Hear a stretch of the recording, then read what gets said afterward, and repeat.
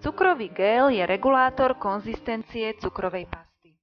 Jeho funkcia je zjednodušiť depiláciu v kozmetickom salóne. Ak je cukrová pasta na dyrách tuhšia a ťažšie sa s ňou pracuje, pridajte cukrový gél, ktorý ju zjemní. Bude vám dobrým pomocníkom aj v prípade, ak máte začiatky depilácie za sebou a cítite, že potrebujete jemnejšiu cukrovú pastu, lebo práca vám už ide od ruky a radi by ste depiláciu zrýchlili.